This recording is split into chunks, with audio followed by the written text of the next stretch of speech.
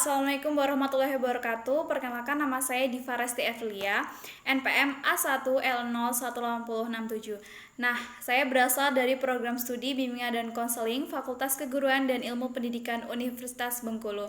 Saya sekarang sedang menempuh semester 6.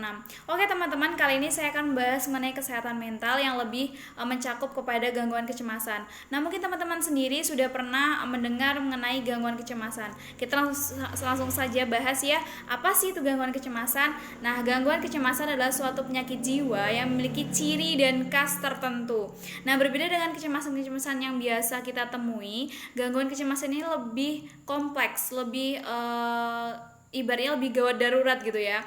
Nah, kalau biasanya kita kan gangguan kecemasan yang biasanya kita temui itu seperti kayak misalnya kita mau berpergian nih, akhirnya malamnya sulit tidur karena kepikiran, cemas akan besok. Kemudian kayak misalnya kita mau wawancara nih, juga masih kepikiran nih besok gimana ya, apa aja pertanyaannya dan sebagainya. Itu cemas-cemas biasa. Atau ketika kita yang paling sering nih, ketika kita ingin mengikuti ujian atau kita besoknya mau ujian, pasti cemas juga kan malamnya.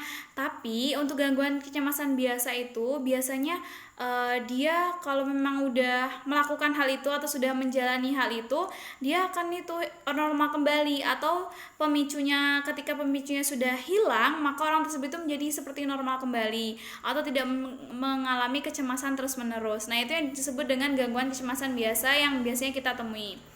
Nah, sedangkan untuk gangguan kecemasan yang memang dia penyakit jiwa ataupun yang memang dia butuh penanganan, itu adalah ketika kecemasan tersebut itu berlangsung secara terus-menerus dan konsisten, dengan frekuensi kecemasan yang semakin lama itu kadang semakin tinggi. Nah, itu bedanya ya, gangguan kecemasan biasa sama gangguan kecemasan yang memang sudah gawat darurat atau luar biasa. Nah, pada kasus-kasus tertentu bahkan sampai membuat orang itu tidak mampu melakukan pekerjaannya, seperti kayak misalnya dia kalau sudah mengalami gangguan kecemasan yang luar biasa ini, ibaratnya dengan level yang tinggi, maka dia akan terganggu proses aktivitasnya. Kemudian ketika dia menjalani sehari-hari juga tuh terganggu kegiatannya. Pekerjaan sehari-harinya pun biasanya terbengkalai. Nah, salah satu definisi gangguan kejiwaan adalah bagaimana suatu kondisi penyakit itu bisa membuat orang itu tidak mampu berfungsi secara baik, mengalami disabilitas dan disfungsi dalam kehidupan sehari-hari. Nah, gangguan cemas itu banyak sekali tipenya ya, teman-teman. Dalam bahasa Inggris itu disebut anxiety disorder. Nah, gangguan kecemasan yang paling sering kita temukan dalam praktik adalah gangguan kecemasan panik, gangguan kecemasan menyeluruh, tapi ada beberapa dalam kasus itu kita juga menemukan gangguan cemas fobia spesifik. Misalnya fobia ketinggian, fobia tempat ramai, atau fobia di ruang sempit. Ada juga nih gangguan kecemasan yang dulu dimasukkan ke dalam gangguan kecemasan, yaitu gangguan obsesif compulsive disorder. Nah, walaupun Amerika ini kriteria gangguan obsesif compulsive disorder atau singkatannya adalah OCD, itu sudah dikeluarkan dari gangguan kecemasan dan masuk ke dalam gangguan tersendiri. Nah, kita melihat nih, gangguan panik biasanya terjadi dalam hitungan tiba-tiba pasien merasakan adanya suatu gejala yang tiba-tiba misalnya berdebar, kayak deg-degan gitu kan, kayak nervous. Nah, itu biasanya panik dan sebagainya. Nah, terus kemudian sesak napas, terus kemudian keluar keringat dingin, lambung terasa penuh dan ingin muntah, yang biasanya juga dikaitkan dengan suatu kondisi kekhawatiran atau ketakutan akan menjadi pingsan, bisa juga akan menjadi pingsan atau tidak mampu mengendalikan diri lagi.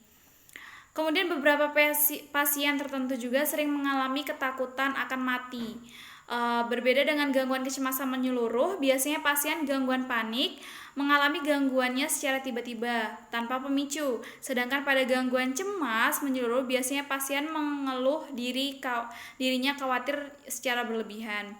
Nah, bahkan dalam DSM-V saat ini dikatakan gangguan cemas menyeluruh itu dan gangguan kekhawatiran jadi adanya overworried. Biasanya banyak hal yang bisa menjadikan kekhawatiran dan pasien menjadi mengalami gangguan kecemasan menyeluruh baik terhadap dirinya maupun orang lain. Nah, pada kasus-kasus yang ditemukan di klinik psikosomatik rumah sakit Omni, kebanyakan adalah kekhawatiran yang akan mengalami gangguan penyakit yang berat. Mungkin itu saja yang bisa saya sampaikan mengenai gangguan kecemasan dalam materi kesehatan mental. Lebih dan kurangnya saya mohon maaf. Saya akhiri. Wassalamualaikum warahmatullahi wabarakatuh. See you.